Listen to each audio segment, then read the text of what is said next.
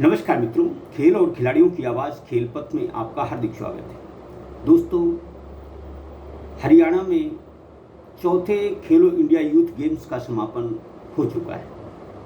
मेजबान हरियाणा 52 स्वर्ण, 39 रजत, 46 कांस्य सहित कुल 137 पदक जीतकर मेडल सूची में सिर मोड़ रहा है। महाराष्ट्र 45 स्वर्ण, 40 रजत, 40 कांस्य सहित कुल 125 पदक जीतकर दूसरे स्थान पर रहा। इसी तरह से कर्नाटक 22 स्वर्ण, 17 रजत, 28 कांस्य सहित कुल 67 पदक जीतकर तीसरे स्थान पर रहा। दोस्तों, ये खेल उत्तर प्रदेश के लिए काफ़ी निराशाजनक रहे हैं। हम कह सकते हैं कि उत्तर प्रदेश इस प्रतियोगिता में अर्श से फर्श पर आ गिरा है। देखा जाए तो पिछले खेलो इंडिया यूथ गेम्स में उत्तर प्रदेश के बालक बालिकाओं ने 29 स्वर्ण, 28 रजत, 30 कांस्य सहित कुल 87 पदक जीतकर जहां 5वें स्थान पर रहा, वहीं इस बार उत्तर प्रदेश के खाते में 6 स्वर्ण, 17 रजत, 19 कांस्य सहित कुल 42 पदक ही आए और वह मेडल सूची में 12वें स्थान पर रहा। यानी उत्तर प्रदेश ने पिछले खेलो इंडिया यूथ गेम्स से 45 पदक कम पाए हैं और टॉप 10 में भी स्थान नहीं बना सका है। यह क्यों और कैसे हुआ, यह सिर्फ और सिर्फ खेल निदेशालय बता सकता है। खेल निदेशालय ने प्रायः प्रदेश के मुख्यमंत्री योगी आदित्यनाथ जी को और जनता जनार्दन को यह बताने की कोशिश की कि उत्तर प्रदेश खेलों में उत्तम प्रदेश बन रहा है। खेलो इंडिया यूथ गेम्स के परिणाम ये बता रहे हैं कि खेल निदेशालय की कथनी और करनी में कितना अंतर है। देखा जाए तो इस बार के चौथे खेलो इंडिया यूथ गेम्स के संस्करण में कुल 36 यूनिटों ने भाग लिया था, जिसमें 28 राज्यों ने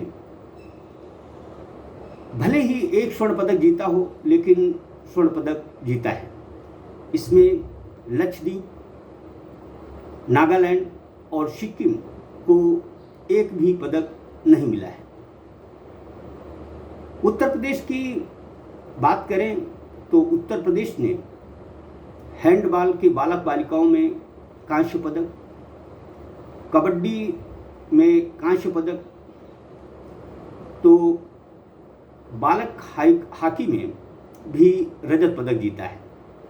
यानी टीम खेलों में उत्तर प्रदेश की स्थिति थोड़ा बेहतर कही जा सकती है, लेकिन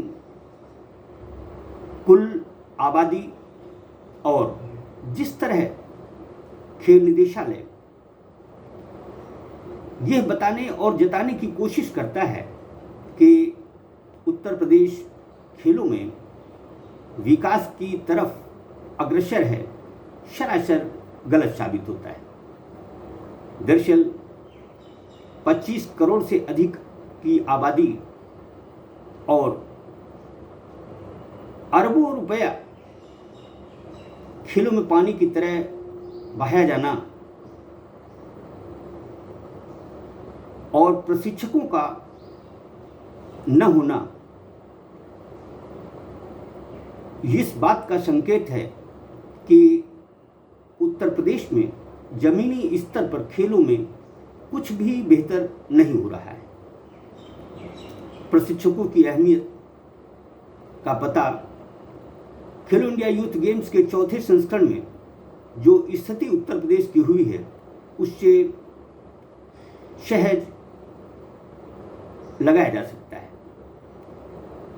उत्तर प्रदेश में सबसे अधिक यदि दिक्कत परेशानी खिलाड़ियों को है तो वह है प्रशिक्षकों का अभाव। प्रदेश में मार्च 2020 के बाद प्रशिक्षक नहीं है। यही वजह है कि प्रतिभाओं को प्रशिक्षण के अवसर नहीं मिल पा रहे हैं। खेलो इंडिया यूथ गेम्स प्रतिभा आकलन का एक मंच है। हम दुख के साथ कहते हैं कि यह मंच इस बार उत्तर प्रदेश के लिए कतई मुफीद नहीं रहा है। अब देखना यह है कि हमारा उत्तर प्रदेश का खेल तंत्र इसकी समीक्षा करता है या नहीं करता है, लेकिन जिस तरह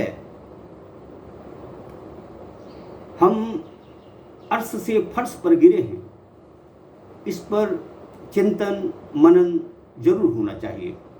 मैं तो समझता हूँ कि जितने भी खेलों के जवाबदेह पदाधिकारी हैं, यहाँ तक कि खेल मंत्री जी को भी खेल निदेशालय से पूछना चाहिए कि हम किस तरह और कैसी तरक्की कर रहे हैं कि हमारे खिलाड़ी राष्ट्रीय स्तर की प्रतियोगिता में पहले से भी काफी पीछे पहुंच गए हैं। दरअसल हम पिछले खेलो इंडिया यूथ गेम्स में जहां 87 मेडल जीतकर 5वें स्थान पर रहे, वहीं इस बार सिर्फ 42 पदक जीतकर 12वें स्थान पर पहुंच गए। अगर स्वर्ण पदकों की बात करें तो पिछले दफा जहां उत्तर प्रदेश के खिलाड़ियों ने 29 स्वर्ण पदक जीते थे, वहीं इस बार सिर्फ 6 स्वर्ण पदक हाथ आए। यदि पिछला प्रदर्शन उत्तर प्रदेश दोहराने में सफल होता तो सच मानिए इस बार वह मेडल सूची में तीसरे स्थान पर होता। लेकिन जब तक हम प्रशिक्षकों को, शारीरिक शिक्षकों को उचित सम्मान नहीं देंगे, हम मेडलों की कल्पना कतई नहीं कर सकते। प्रमुख सचिव खेल कल्पना अवस्थी को भी इस बात का संज्ञान लेना चाहिए कि खेलों पर अनाप शनाप पैसा खर्च करने के बावजूद परिणाम इतने निराशाजनक क्यों हैं। खेल निदेशक आरपी सिंह को भी इस घटिया प्रदर्शन के लिए कुछ न कुछ सोचना चाहिए।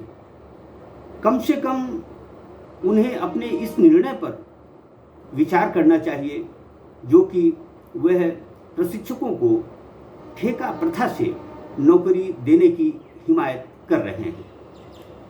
दरअसल यह बहुत ही सोचनीय है, लेकिन मेरे सोचने से कुछ नहीं होना है।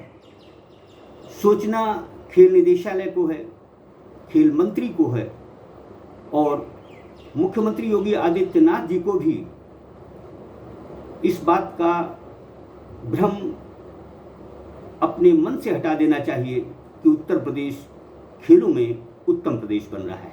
जय हिंद, जय भारत।